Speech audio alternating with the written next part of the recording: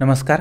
यशाचा महामंत्र साईतंत्र या पुस्तकावरती आधारित आजच्या या सिरीजमध्ये आपण जाणून घेणार आहोत साईबाबांची हृदयद्रावक पूजा. म्हणजे साईबाबांची पूजा ही ते असतानाही होत होती आणि आत्ताही होते आहे. पण 3 दिवस ही अत्यंत हृदयद्रावक अशा पद्धतीची पूजा होती. कारण पहिल्या दिवशी जेव्हा पूजा होती त्यावेळेस स्वतः साईबाबा त्या ठिकाणी होते आणि साईबाबा स्वतःची पूजा पाहत होते. दुसरा दिवस उजाडला त्यावेळेस मात्र साईबाबा तिथं होते पण त्यांच्या देहामध्ये चैतन्य नव्हतं. आणि तिसरा दिवस जेव्हा उजाडला त्यावेळेस फक्त ती खाली द्वारकामाई होती. साईबाबा तिथं नव्हते, त्यांनी समाधी घेतलेली होती आणि त्यांची पूजा चाललेली होती. तर अशा पद्धतीची हृदयद्रावक पूजा आणि ते 3 दिवस याबद्दलची माहिती आपण जाणून घेणार आहोत आजच्या या साईतंत्रच्या भागामध्ये.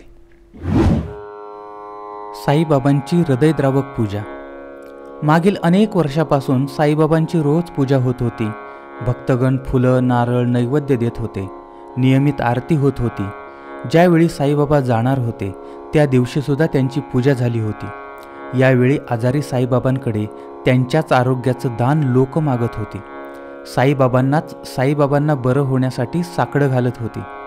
त्याच दिवशी साईबाबांचं महानिर्वाण झालं. अंत्यविधीच्या पेच प्रसंगामुळे त्यांचा देह दुसऱ्या दिवशी द्वारकामाईतच होता. आरतीची वेळ झाली. भक्तगण रोजच्याप्रमाणेच आरती करू लागले. कालपर्यंत जिवंत साईबाबांची आरती होत होती पण आजची आरती ही त्यांच्या फक्त देहाची होती. फुले आणि अश्रू दोन्हीही उधळले जात होते. आरतीचा स्वर हा कातर होता, दुःखमय होता. दीप आणि काळीज दोन्हीही जळत होतं. नैवेद्य तर दिला पण साईबाबांनी तो घेतलाच नाही. कितीही हृदयद्रावक घटना. फक्त देहाची आरती करावी लागते. आज काय मागितलं असेल भक्तांनी?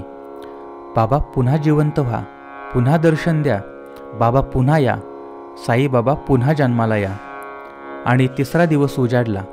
त्यांचा अंत्यविधी झाला होता. पुन्हा आरतीची तयारी सुरू झाली. पण बघा, परवा साईबाबा जिवंत होते तेव्हा त्यांची आरती केली. काल त्यांच्या मृतदेहाची आरती झाली आणि आज मात्र काहीच नव्हतं. फक्त आरती सुरू होती. हृदय पिळवटून टाकणाऱ्या या 3 प्रकारच्या आरत्या शिर्डीनं पाहिल्या, अनुभवल्या आणि काळजामध्ये जपून ठेवल्या. साईबाबांच्या समाधीबद्दल जर बोलायचं झालं तर साईबाबांच्या महानिर्वाणानंतर अंत्ययात्रा कशी काढावी यावरती प्रदीर्घ चर्चा झाली.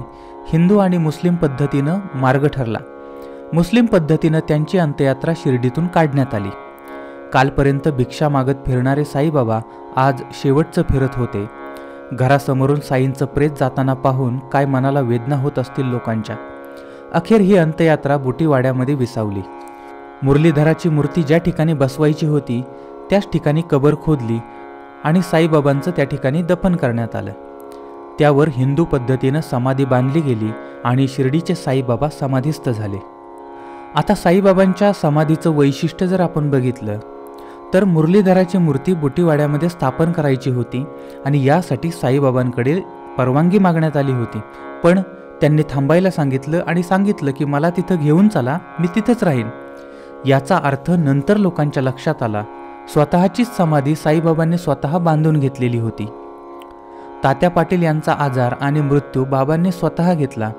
तात्या बरे झाले पण साईबाबा मात्र गेले.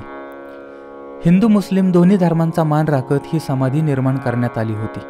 मरणाच्या दारात असताना व्यक्तींना काहीच सुचत नाही पण साईबाबा शेवटपर्यंत स्थिर होते.